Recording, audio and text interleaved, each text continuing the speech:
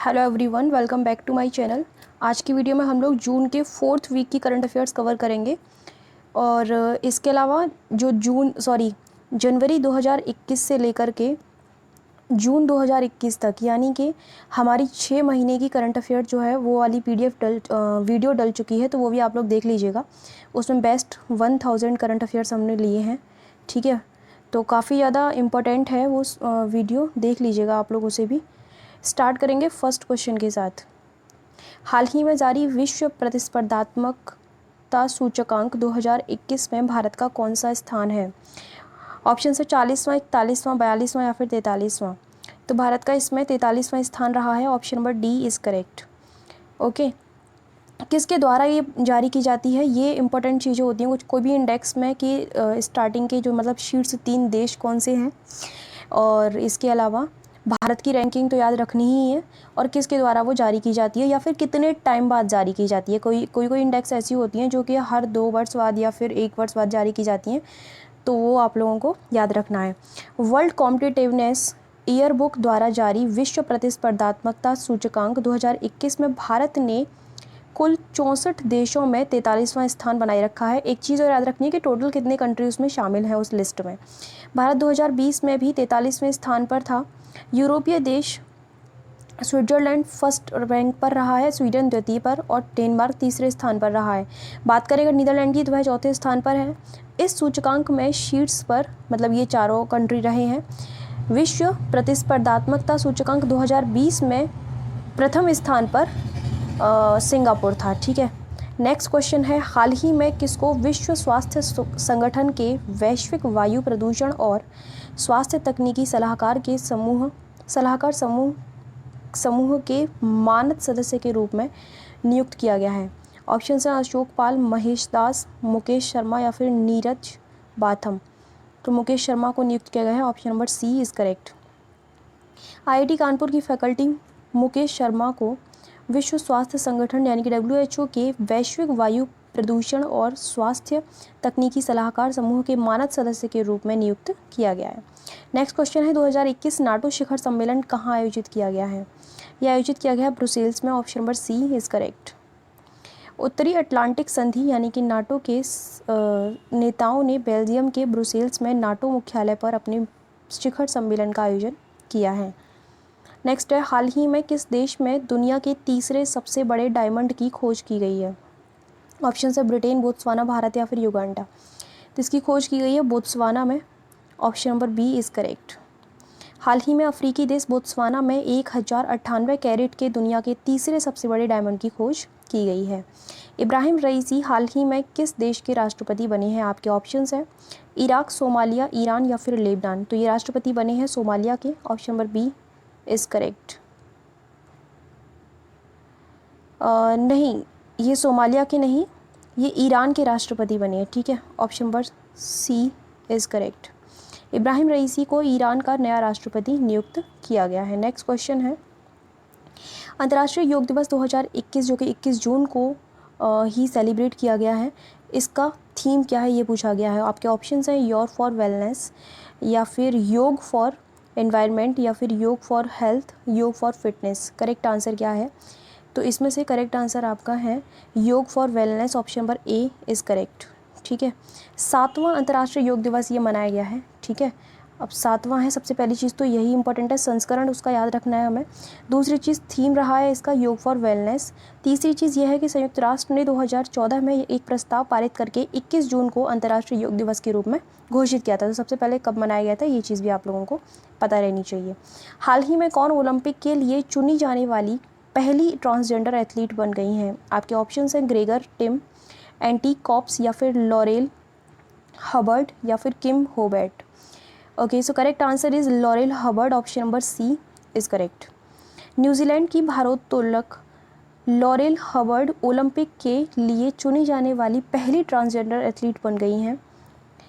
Hubbard ने इससे पहले 2013 में पुरुष वर्ग में हिस्सा लिया था। अब वह टोक्यो में महिला श्रेणी में 87 किलोग्राम वर्ग में प्रतिस्पर्धा करेंगी। नेक्स्ट क्वेश्चन है, कनाडा के प्रधानमंत्री जस्टिन ट्रूडो ने भारतीय मूल के किस व्यक्ति को कनाडा के सर्वोच्च न्यायालय के लिए नामित किया है? आपके ऑप्शंस हैं गुरुपाल सिंह, अलखनंदन प्रताप, महमूद जमाल या फिर राजेश कपूर? तो guys correct answer is Mahmood Jamal, option number C. Canada के प्रधानमंत्री जस्टिन ट्रूडो ने भारतीय मूल के जस्टिस महमूद जमाल को कनाडा के सर्वोच्च न्यायालय के लिए नामित किया है, जो देश के सर्वोच्च न्यायालय में नामित होने वाले पहले अश्वेत व्यक्ति बन गए हैं। नेक्स्ट क्वेश्चन है, हाल ही में रामगढ़ विषधारी वन्यजीव अभयारण्य राजस्थान का कौन सा बाघ अभयारण्य बन गया है? ठीक है, तो राज्य का नाम याद रखना, राजस्थान का है। कौन से नंबर का है, तीसरा, चौथा, पाँचवा या फिर छठवां? ठीक है, तो ये है चौथे नंबर का, option number B is correct. हाल ही में राष्ट्रीय बाघ संरक्षण प्राधिकरण की तकनीकी समिति ने राजस्थान के रामगढ़ विषधारी वन्यजीव अभयारण्य को बाघ अभयारण्य बनाने की मंजूरी दी है। इसके साथ ही रामगढ़ विषधारी वन्यजीव अभयारण्य राजस्थान का चौथा टाइगर रिजर्व या फिर बाघ अभयारण्य कह सकते हो बन गया है। यह भारत का 52वां टाइगर रिजर्व होगा। ठीक है, इससे पहले 51 है। ओके, नेक्स्ट क्वेश्चन है, कौन भारत का एकमात्र राज्य बन गया है जहां पर मगरमच्छ की तीनों प्रजातियां मौजूद है? मोस्ट इंपॉर्टेंट क्वेश्चन है। ऑप्शन है राजस्थान, मध्य प्रदेश, बिहार या फिर ओडिशा। करेक्ट आंसर है Odisha, option number D is correct. Odisha Bharat का एकमात्र राज्य बन गया है जहां पर मगरमच्छ की तीनों प्रजातियां मौजूद हैं। इन तीन प्रजातियों में सरीसृप, मीठे पानी के घड़ियाल, मगर क्रोकोडाइल और साल्ट वाटर क्रोकोडाइल शामिल हैं। तीनों कौन सी प्रजातियां हैं ये आपको याद रखना है। दूसरी चीज़ किस राज्य में पाई गई हैं ये भी याद रखना है। ओके, नेक्स्ट क्वेश्चन है, अंतर्राष्ट्रीय ओलंपिक दिवस का आयोजन कब किया जाता है? आपके ऑप्शंस हैं 21 जून, 22 जून, 23 जून या फिर 24 जून। इसका आयोजन 24 जून को किया जाता है, option number D is correct. Sorry, 23 जून को किया जाता है, 24 जून को नहीं, ये गलती से यहाँ पर डी दे दिया है। प्रतिवर्ष 23 जून को अंतर्राष्ट्रीय ओलंपिक दिवस का आयोजन किया जाता है। यह दिवस 1894 में अंतर्राष्ट्रीय ओलंपिक समिति की स्थापना को चिन्हित करता है। ओके, नेक्स्ट क्वेश्चन है, Stockholm International Peace Research Institute की रिपोर्ट के अनुसार वर्ष 2021 की शुरुआत में भारत के पास कितने परमाणु हथियार हैं? ये मोस्ट इंपॉर्टेंट क्वेश्चन है। आपके ऑप्शन है 156, 132, 112 या फिर 104। 156 है और रिपीटेड क्वेश्चन है, option number A is correct.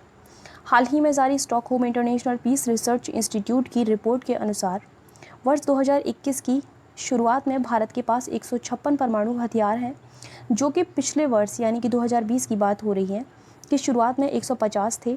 वहीं पाकिस्तान के पास पिछले वर्ष 160 थे, अब 165 हो गए हैं। रूस और अमेरिका के पास कुल मिलाकर 90% से अधिक वैश्विक परमाणु हथियार हैं। आपको अपने भारत के ज़रूर याद रखने हैं, बाकी देख लेना। रूस और अमेरिका वाला जो पॉइंट है ना, ये फैक्ट भी इंपॉर्टेंट है। संयुक्त राष्ट्र महासभा ने किसको 9वें संयुक्त राष्ट्र महासचिव के रूप में नियुक्त किया है? आपके ऑप्शन हैं एंटोनियो गुटेरेस, अंटोनियो टोरेस या फिर बिल निक्सन या फिर एरिक पॉल। ठीक है, तो करेक्ट आंसर है Antonio Guterres, option number A is correct. देखिए, इसमें सबसे महत्वपूर्ण चीज़ जो है ना वो क्या है कि 9वें संयुक्त राष्ट्र महासचिव के रूप में नियुक्त किया है। पूछा जा सकता है कि वो कौन से नंबर के हैं। दूसरी चीज़, इनका कार्यकाल पूछा जा सकता है। 1 जनवरी 2022 से 31 जनवरी 2026 तक के लिए इनको चुना गया है। ठीक है, नाम याद रहेगा क्योंकि वही ये दोबारा चुने गए, इसीलिए नाम तो कोई बहुत ज़्यादा खास मतलब याद रखने की ज़रूरत नहीं पड़ेगी। वैश्विक शांति सूचकांक 2021 में भारत कौन से पायदान पर है? आपके ऑप्शंस हैं 134वें पायदान पर, 135, 136 या फिर 137। तो गाइस करेक्ट आंसर है 135वें पायदान पर, option number B is correct. Okay, Institute for Economic and Peace यानी कि IEP सिडनी द्वारा वैश्विक शांति सूचकांक के 15वें संस्करण को हाल ही में जारी किया गया है। गाइस कौन सा संस्करण है याद रहना चाहिए। इसमें कुल 163 देशों को सम्मिलित किया गया था। भारत पिछले साल की रैंकिंग में 2 पायदान ऊपर चढ़ गया है। ठीक है, यानी कि 135, यह अब 135वां सबसे शांतिपूर्ण देश बन गया है, जबकि दक्षिण एशिया क्षेत्र में 5वां शांतिपूर्ण देश है। ठीक है, तो दक्षिण एशिया क्षेत्र में भारत कौन से नंबर पर है ये भी याद रखना है। ओके, आइसलैंड, डेनमार्क, न्यूजीलैंड, पुर्तगाल और स्लोवेनिया क्रमशः देश सबसे शांतिपूर्ण है। अब इनका रैंकिंग आप याद रखना, first, second, third, fourth, fifth, starting के 3 तो याद रखने ही है। ठीक है, अफगानिस्तान लगातार चौथे वर्ष फिर से सबसे कम शांतिपूर्ण देश रहा है और इसके बाद क्रमशः यमन, सीरिया, दक्षिण सूडान और इराक का स्थान आता है। ठीक है, अब सबसे कम शांति कहाँ पर है? अफगानिस्तान में। और कौन सी बार? चौथी बार लगातार। नेक्स्ट क्वेश्चन है, वर्ल्ड गिविंग इंडेक्स 2021 की रिपोर्ट के अनुसार भारत दुनिया भर में कौन सा वहाँ सबसे अधिक दानी देश बन गया है? 10वां, 12वां, 14वां या फिर 16वां? तो सबसे ज़्यादा दानी आपका देश बना है 14वें नंबर पर आया है, option number C is correct. World Giving Index 2021 की रिपोर्ट के अनुसार भारत दुनिया भर में 14वां सबसे अधिक दानी देश है। नेक्स्ट क्वेश्चन है, कौन सा देश हाल ही में कोविड-19 वैक्सीन उत्पादन के लिए एक अंतर्राष्ट्रीय संस्थान स्थापित करेगा? आपके ऑप्शंस हैं बांग्लादेश, चीन, भारत या फिर ऑस्ट्रेलिया। ठीक है, तो जो अंतर्राष्ट्रीय संस्थान की स्थापना करने वाला देश है वह है आपका Bangladesh, option number A is correct. Bangladesh ने हाल ही में कोविड-19 सहित वैक्सीन उत्पादन के लिए एक अंतर्राष्ट्रीय संस्थान स्थापित करने के लिए दक्षिण कोरिया के साथ समझौते पर हस्ताक्षर किए हैं। ये फैक्ट इंपॉर्टेंट है कि किसके साथ हस्ताक्षर किए हैं, याद रखना। कौन देश का पहला ऐसा गांव बन गया है जहां सभी वयस्कों को कोविड-19 टीके की खुराक दी जा चुकी है? ऑप्शन है रामपुर, बाबरपुर, वेयान या फिर पनकी। ठीक है, तो वह गांव है Wayan, option number C is correct. Jammu Kashmir के बांदीपोरा जिले का वेयान गांव देश का पहला ऐसा गांव बन गया है जहां सभी वयस्कों को कोविड-19 टीके की खुराक दी जा चुकी है। नेक्स्ट क्वेश्चन है, एनीमिया मुक्त भारत इंडेक्स 2021 में कौन सा राज्य शीर्ष पर है? आपके ऑप्शंस हैं बिहार, मध्य प्रदेश, हिमाचल प्रदेश या फिर महाराष्ट्र। करेक्ट आंसर है Madhya Pradesh, option number B is correct. Anaemia मुक्त भारत इंडेक्स 2021 की राष्ट्रीय रैंकिंग में मध्य प्रदेश 64.1 स्कोर के साथ पहले स्थान पर है और उसके बाद ओडिशा जिसके स्कोर की अगर मैं बात करूं तो 59.3 के साथ दूसरे स्थान पर रहा है ओडिशा, जबकि हिमाचल प्रदेश 57.1 के स्कोर के साथ तीसरे स्थान पर रहा है। तीनों आपको याद रखने हैं, तीनों के स्कोर भी आपको याद रखने हैं। अगर स्टेटमेंट के थ्रू क्वेश्चन आया तो पूछ लिया जाएगा। ओके, नेक्स्ट क्वेश्चन देख लेते हैं। विश्व शरणार्थी दिवस कब मनाया जाता है? आपके ऑप्शंस हैं 18 जून, 19 जून, 20 जून या फिर 21 जून। करेक्ट आंसर है 20 June, option number C is correct. सारे ही क्वेश्चंस बहुत ज़्यादा इंपॉर्टेंट हैं। विश्व भर के शरणार्थियों को शक्ति और दृढ़ निश्चय एवं उनके प्रति सम्मान को स्वीकृति देने के लिए संयुक्त राष्ट्र द्वारा प्रतिवर्ष 20 जून को विश्व शरणार्थी दिवस के रूप में आयोजित किया जाता है। बात करें अगर थीम इसकी क्या है? Together we heal, learn and shine. इस वर्ड में मुझे थोड़ा सा कन्फ्यूज़न है, देख लेना आप। वी होना चाहिए, वी हील कुछ भी हो सकता है। अब यहाँ हिंदी में बिल्कुल ऐसे लिखा है तो थोड़ा कन्फ्यूज़न है। किस राज्य की सरकार ट्रांसजेंडर समुदाय को सुरक्षा एवं संरक्षण देने के लिहाज से ट्रांसजेंडर सुरक्षा प्रकोष्ठ का गठन करेगी? आपके ऑप्शंस हैं उत्तर प्रदेश, राजस्थान। ऑप्शन क्यों पढ़ रही हूँ, डायरेक्ट आंसर दिख ही रहा है, राजस्थान है। राजस्थान सरकार ट्रांसजेंडर समुदाय को सुरक्षा एवं संरक्षण देने के लिहाज से ट्रांसजेंडर सुरक्षा प्रकोष्ठ का गठन करेगी। नेक्स्ट क्वेश्चन है, हुरून रिसर्च और एडेलगिव फाउंडेशन द्वारा जारी सदी के शीर्ष परोपकारी लोगों की सूची में कौन शीर्ष पर है? उनका नाम है Jamshedji Tata, option number B is correct. भारतीय अग्रणी उद्योगपति और टाटा समूह के संस्थापक Jamshedji Nusserwanji Tata EdelGive Hurun philanthropists of the century की पहली सूची में शीर्ष पर हैं।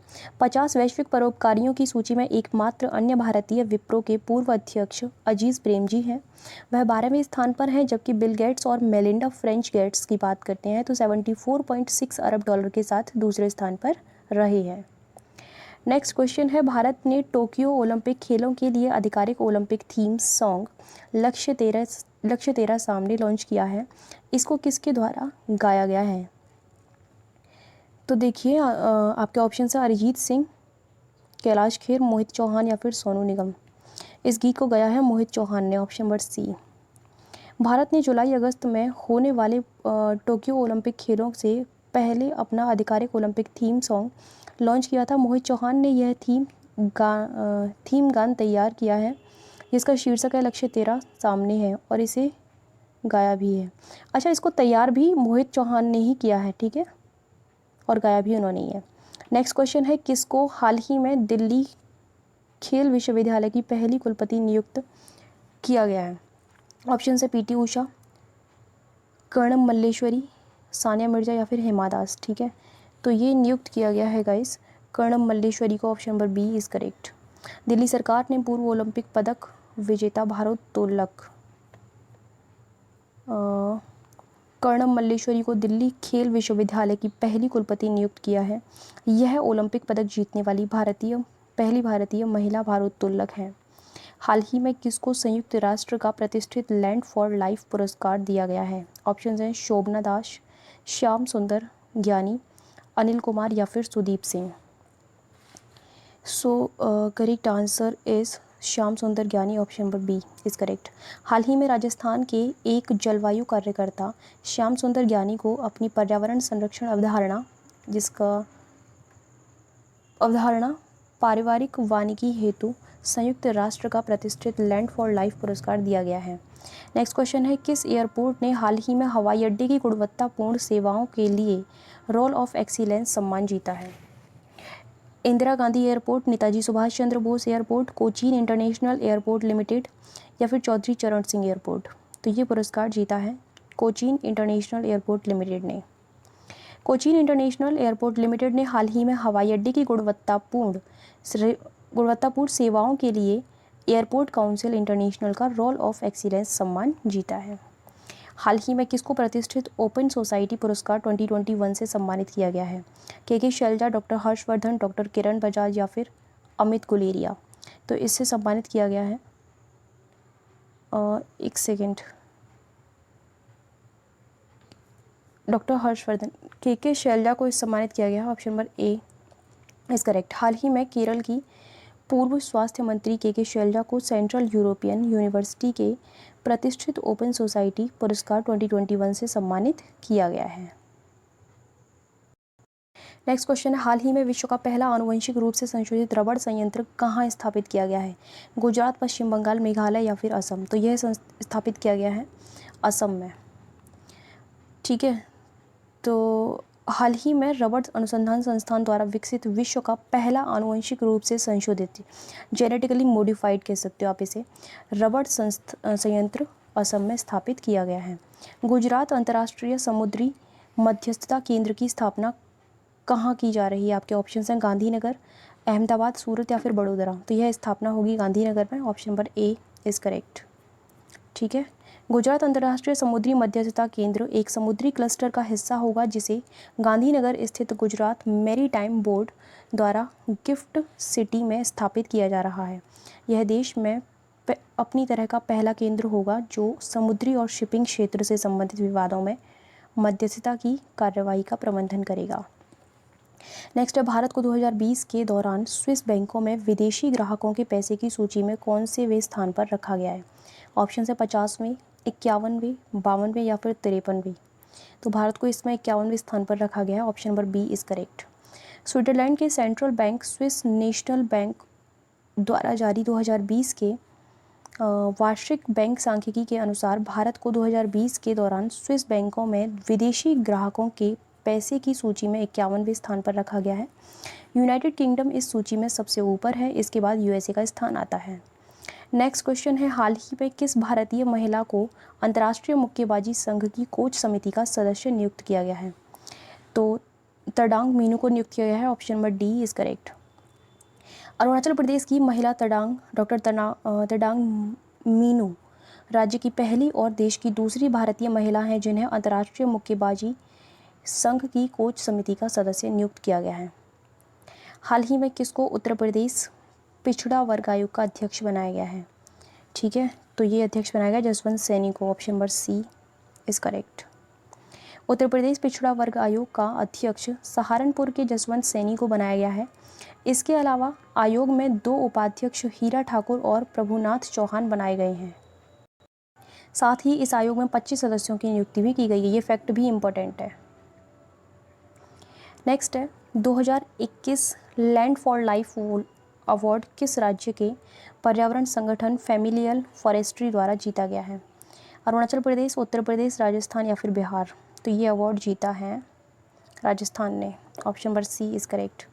2021 land for life award Rajasthan के पर्यावरण संगठन फैमिलियल फॉरेस्ट्री द्वारा जीता गया है। संयुक्त राष्ट्र कन्वेंशन टू कॉम्बैट डेजर्टिफिकेशन भूमि के संतुलन की दिशा में प्रयासों में उत्कृष्टता और नवाचार को पहचानने के लिए हर 2 साल में लैंड फॉर लाइफ का अवार्ड दिया जाता, मतलब इसका आयोजन किया जाता है। नेक्स्ट है सतत विकास रिपोर्ट यानी कि सस्टेनेबल डेवलपमेंट रिपोर्ट 2021 के अनुसार भारत 165 देशों में कौन से स्थान पर है? 120वें, 130वें, 140वें या फिर 150वें? भारत 120वें स्थान पर रहा है ना। Option number A is correct. Sustainable development solutions network द्वारा जारी, अच्छा रिपोर्ट किसके द्वारा जारी की जाती थी? नाम थोड़ा डिफरेंट है, याद रखना। सतत विकास रिपोर्ट 2021 के अनुसार भारत को 60.1 स्कोर के साथ 165 देशों में 120वें स्थान पर रखा गया है। बात करेंगे शीर्ष देशों की तो उसमें फर्स्ट पर स्वीडन है, सेकंड पर डेनमार्क एंड थर्ड पर फिनलैंड है। 32 क्वेश्चंस इसमें से इस वीक में से इंपॉर्टेंट थे जो हमने यहाँ पर कवर कर लिए हैं। ओके, पीडीएफ की अगर आप लोगों को नीड है तो साइट का लिंक वीडियो के डिस्क्रिप्शन बॉक्स में दे रखा है, वहाँ विजिट कीजिए, नहीं तो आप इस नंबर पर कॉल या व्हाट्सएप कर सकते हो। Okay, so thank you so much for watching my video. मिलते हैं नेक्स्ट वीडियो में।